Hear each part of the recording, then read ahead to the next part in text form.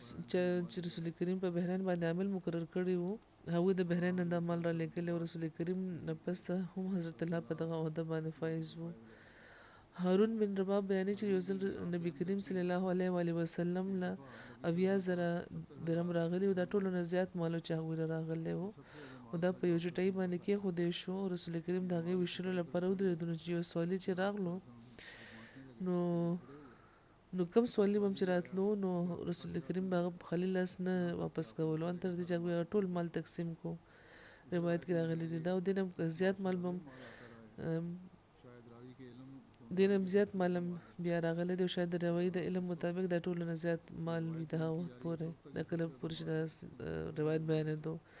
تر هغه وخته پورې دا ټولو نه زیات مال ځکه چې د دې نه مخکې چې کوم روایت د بحرین چې کوم مال راغلی هغه د هم زیات و د حضرت ابو هريره روایت دی چې وختن رسول کریم په خدمت کې حاضر شو او نه وخت رسول کریم د هغه له د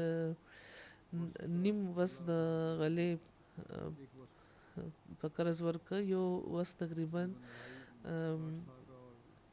एक साल जो है 2.5 सेर के बराबर होता है د یو دو نیم سیرو برابر وي करने आया तो आपने उसे एक वक्त یو بس تقریبا شپېته سا برابر وي او یو سا چې کوم دی هغه د دوه نیم سیره برابر وي بیا هغه چې کوم هغه قرض والا تن هغې غوښتنې له راغلو نو هغې له یو وس ورکړو او ورته یې وفرمیل बाहर करने چې نیم د دې د قرض د اداګۍ په طور نیم د دې د لپاره تحفې په طور دی نو دا د قرض واپس کولو اسانه طریقه ده هغې نه نیم وس غله په قرض اخیسته او قرض کوونکي له خپل پوره وس د ورکړو دا د قرض واپس کولو طریقه ښه طریقه اصل قرض چې کوم دی نو هغه هم د ورکړو साइदी से रवायत है कि रसूलुल्लाह सल्लल्लाहु अलैहि वसल्लम के लिए काले रंग का एक ऊनी जुब्बा बनवाया गया एक रोज़ आप वो जुब्बा पहने हुए حضرت سهل بن سعد سعدي نه روایت دی چې رسول کریم د تور رنګ یو اونی جوبه هغې لپاره جوړه کړې شوې یو ورځ هغوی هغه اغوسته وه صحابه له هغوی تشریف راوړه نو هغوی فرمیل تاسو دا نه ګورئ چې دا څونه ښایسته ده نو یو کلیواله ورته عرض وکړو چې یا رسول الله زما مور پلار د تاسو نه زار شي دا ماله راکړئ او دا هېڅ چېرې هم نه وشوی چې رسول کریم نه څه غوښتی شي هغوی ورباندې نه ویلې وي رسول کریم هغه وباسله ورله ورکړه बड़ी खूबसूरत रवायत है हज़रत इब्न उमर یو ډېر ښایسته روایت دی حضرت ابن عمر بیانوي چې رسول کریم یو تنو چې کپړې خرڅولې هغې نه په 4 درهمو کې یو کمیس واخیستو او هغه کمیس چې هغې واغوستو او بهر تشریف راوړو نو په انصارو کې یو تنو چې هغه ورته وویل چې یا رسول الله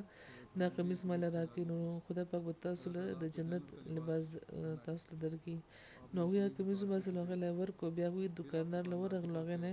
په 4 درهمو یو بل کمیس واغوستو هغوی سره اوس 2 درهمه باقي وو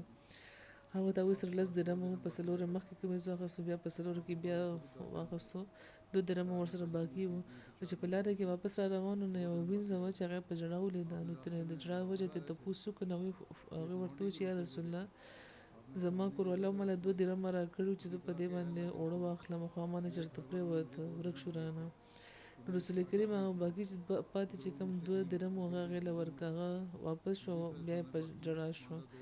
رسول کریم ته یې تپوس کړو چې اوس ولې ژاړې 2 درهمه خو تا سره دي اوس ورشه اوړه پرې واخله نو هغې چې زه ویرېږم چې هغې به ما وهي چې دومره ناوخته در باندې چېرته شو نو هغوی د هغې سره د هغې کور والاو طرف ته لاړه هغې ته سلام وکړو د هغوی اواز هغوی وپېژندو خو د جواب ورکولو په ځای هغوی خاموشي اختیاره کړه هغوی بیا سلام وکړو او بیا هم هغوی خاموشه پاتې شو کور والا هغوی چې درېم ځل سلام وکړو نو هغه ته هغوی د سلام جواب ورکړو तो फिर भी खामोश रहे نو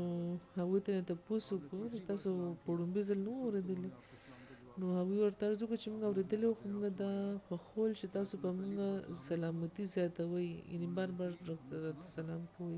چې په تاسو د سلامتي وي نو دا هیرس و د صحابه بیا هغوی عرض وکړو چې یا رسول الله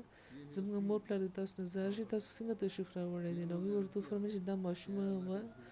دا وېرېده چې تاسو به یې وهئ نو د هغه وینځې آقا وویل چې تاسو د سره تشریف چې راوړی دی نو د دې له خاطر اوس ما دا آزاده کړه نبی کریم صلی الله علیه وسلم هغې له د خیر او د جنت بشارت ورکړو ورته یې وفرمیل چې خدای پاک په دغه 10 درهمو کې دومره برکت واچول چې خدای پاک خپل نبی له هم دې نه کمیز ور باندې واغوستو یو انصاري لم او یو وینځه هم د دې په وجه آزاده کړه कमीज पहनाई और एक लौंडी को भी इसकी वजह से आज़ाद करार दिया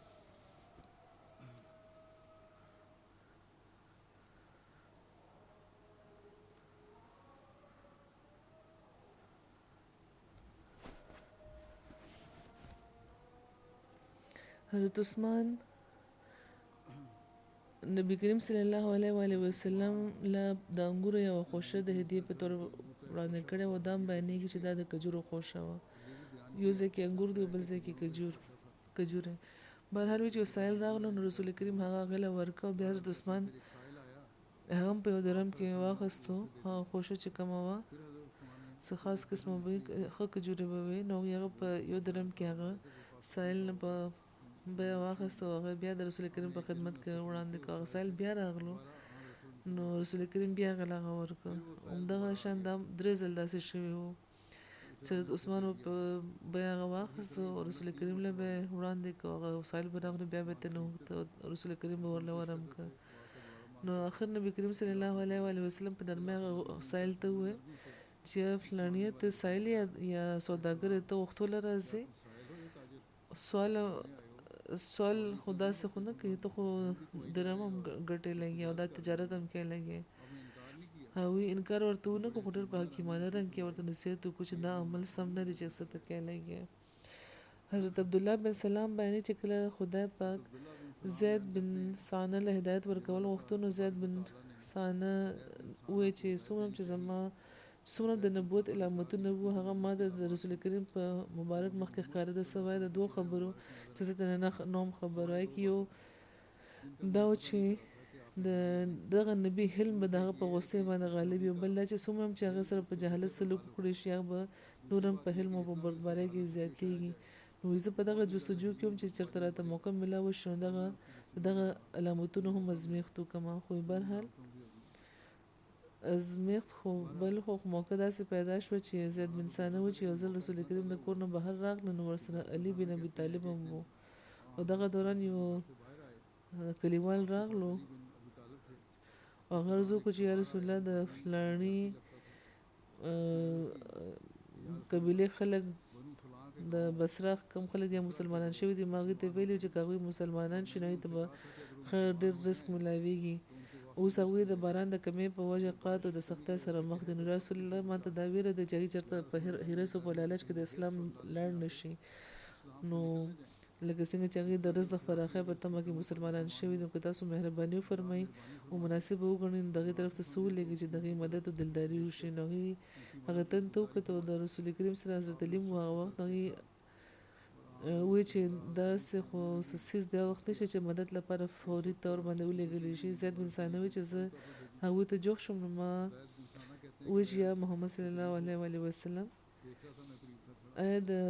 فلاني قبیلې د باغ کجورې د یو ټاکلی شوي مقدار ټاکلی شوي مودې په شرط خرڅول کېدی شي نو هغوی فرمیل چې یهودیه دا یهودي و سانه چې د مقدار د مودې د په شرط کجورې زه خرڅولی خوشم خو دا شرط نشم منلی چې دا د فلاني قبیلې د باغ به وي ما وایي چې ټیک ده نو هغوی ما سره سودا وکړه ما خپله تیلی کلا وکړه او د سرو زرو 80 مسقاله د پیشګي ورکړه چې فلاني وخت به دومره کجورې به تاسو مله راکوئ او یو مسقال تقریبا د په باندې 4 ګرامه وي رسول کریم هغه سره زر هغه تن له ورکړه چې مدد غوښتله راغله او فرمایي چې په دغه مصیبت او هلي خلکو کې برابر تقسیم کو دغه په ذریعه د هغې مدد وکړه زید بن ثانه وایي چې یو موده تېرېدو کې لا د 3 ورځې باقي وي چې زه هغې راغلم هغې ګریوان مې ونیو او صدر مې راکړه ډېر د غصې په حالت کې مې وویل چې یا محمد صلی الله علیه وسلم آیا ته به زما حق نه پوره کړې قسم په خدای ما زه د بنو عبدالمطلب دغه عدد نه خبر یم چې هغوی قرض واپس کولو کې ډېر بد دي او ستاسو د خبره ځنډولو چې کوم د عدد د دین هم زه خبر یم حالانکې دا سوال اډونه پیدا کېدو خو بهرحال دشمن و نو دشمني په زړه کې ازمېښت کول غوښتو نو وایي چې د دې زما تجربه ده هغه وخت په عمر کې چې کم عمر و چې ما سره ولاړ و هغوی ما کته چې د غصې د لاسه د هغه سترګې تاویږي لګیا دي او هغه یعنې زما ډېر په تیز په غصې په نظر کې ما ته کته او دا وایي چې د خدای دشمنه د خدای رسول سره ته داسې خبرې کې داسې څه اورمه لګیا من دومره ګستاخي ته کې لګیا قسم په خدای چې چا دا په حق سره را لګلې دی که ما ته د دې ویره نه وي نو ما به خپل په توره ستا سره لوزولی وي خو رسول کریم چې وایي ډېر په اطمینان او په تسلی د عمر طرف ته کته او مسکي و دا یې فرمیل چې یا عمره د غصې په ځای زه او دا دواړه دغه خبره زیات لایق یو ته ماله د حسن ادایګۍ لپاره او ما ته د حسن ادایګۍ لپاره او د حسن تقاضا لپاره ووایه یعنی ما ته دا وایي چې د ادایګي په ښه طریقه وکړه او دې ته وایي چې غوښتنه دې په ښه طریقه وکړي. یو عمر دا بوس او دله د دې حق ورکړه بلکې د شل سال زیاته کجورې به ورله ورکړي. نو ما وایي چې یو عمره دا زیات څه لپاره نو هغه وایي چې رسول کریم ماله حکم راکړو چې کومه سختي ما کړې هغې په بدل کې تا ته زیات درکړم. نو ما عمر ته چې ته خبره زه څوک یم نو عمر وایي نه ته څوک یې. نو ما ورته زه زید بن ثانیه یم. نو عمر چې هغه د یهودیانو لوی عالم ما ورته او د یهودیانو عالم نو په دې عمر وایي چې دومره لوی عالم بیا هم د رسول کریم سره د ګستاخۍ دا طریقه خپله کړې وه ولې. نو ما ورله جواب ورکړو چې یو عمره څومره چې د نبوت علامتونه وو ما هغه هغوی کې لیدلي دي سوا د دوه علامتونو چې زه نه نوم خبر شوی. یو دا چې آیا د دغه نبي حلم د ده په غصې باندې غالب دی او بل دا چې څومره زیات چې دې سره تلخي او جهالت سلوک ورسره وکړی شي دومره به زیات هغوی حلم او د بردبارۍ سلوک کوي. نو ما د دغه دواړو خبرو ازمیښت وکړو. نو یو عمر زه تا ګواه کوم چې زه خدای خپل رب او اسلام خپل دین او محمد صلی الله علیه و آله وسلم په خپل نبی منلو زیات خوشاله یم او تاسو زه ګواه کوم چې زما نیم مال چې زه یو مالدار تن یم نو هغه به د امت محمدي لپاره صدقه دی. او په دې عمر وایي چې ځینې د امت محمدي لپاره دا وایي ځکه چې زمونږ د امت خو شمیر نشته دی او ځکه د دې په مال زه څنګه پوره کېدی شم. نو هغه وایي چې ښځه به د ځینو لپاره بیا دا صدقه دی. بیا زیات د رسول کریم خدمت ته راغلو عرض وکړو چې زه ګواهي ورکوم چې خدای نه بغیر بل څوک معبود نشته محمد د خدای بنده او د هغې رسول دی. زه په هغه ایمان راوړم او دغه شان زیات د هغوی تصدیق او بیعت وکړو او په ډېرو جنګونو کې هغوی سره شریک وو ان تر دې چې د تبوک د غزا نه چې واپس کېدنو په لاره کې بیا د زیات وفات شوی و. یهودي عالم و یو نیک فطرت و اسلام یې قبول کړو. د هغوی د ټول علامتونه چې وکته دا ټول علامتونه د هغوی چې وکته د هغوی نو دا د رسول کریم حسن خلق چې صرف دا نه چې قرض اخیستی یو کام یې د لږې نه خلاص کړی و بلکې د یو په خپلو اخلاقو یو یهودي عالم مسلمان کو. اللهم صل علی محمد وعلى آل محمد وبارک وسلم انک حمید مجید.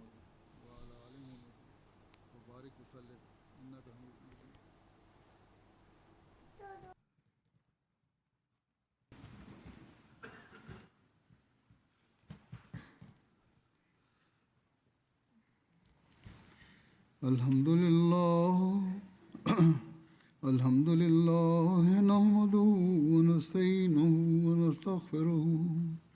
ونؤمن به ونتوكل عليه ونعوذ بالله من شرور أنفسنا ومن سيئات أعمالنا من يهده الله فلا مضل له ومن يضلله فلا هادي له ونشهد أن لا إله إلا الله ونشهد أن محمدا عبده ورسوله. عباد الله رحمكم الله إن الله يأمر بالعدل والإحسان وإيتاء ذي القربى وينهى عن الفحشاء والمنكر والبغي يعظكم لعلكم تذكرون. اذكروا الله يذكركم وادعوه يستجب لكم ولذكر الله أكبر.